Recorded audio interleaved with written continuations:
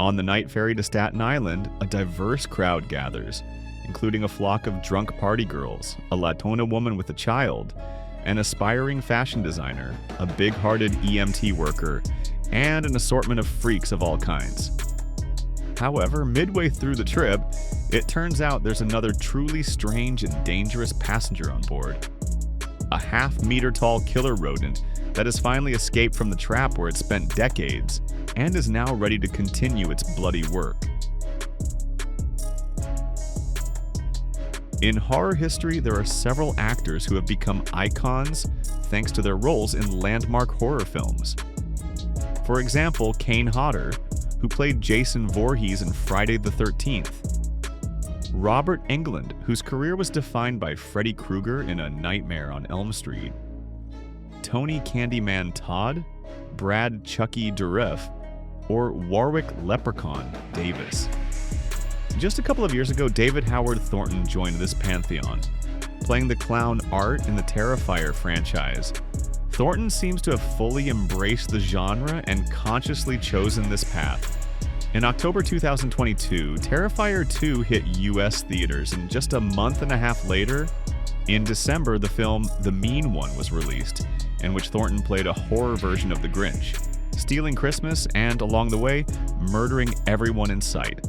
The film made $1 million in theaters alone, with the bulk of its earnings coming from online releases.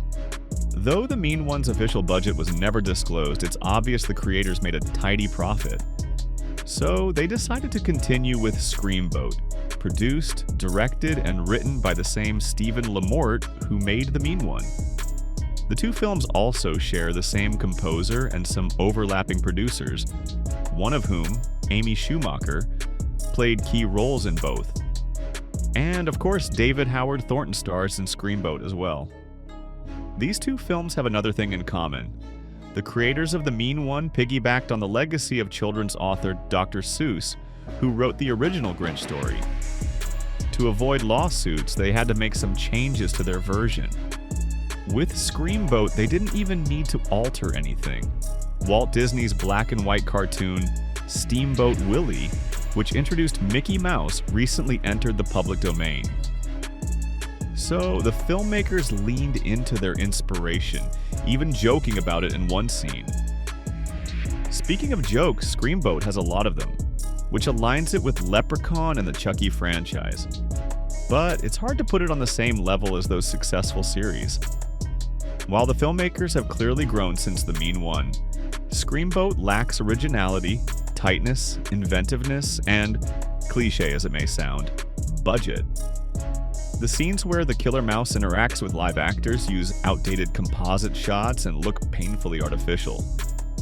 The filmmakers didn't even bother with proportions. In one scene, a regular-sized broom in the paws of a half-meter-tall killer mouse doesn't even look oversized. That said, it's not entirely fair to compare Screamboat to established horror franchises. It belongs in the ring with Winnie the Pooh, Blood and Honey, Popeye the Slayer Man, and other trashy cash grabs flooding the market since famous characters started entering the public domain. In that league, Screamboat stands out as significantly more competent, and might even earn a cautious recommendation for horror fans who can overlook its flaws. But being the best of the worst isn't exactly a glowing achievement.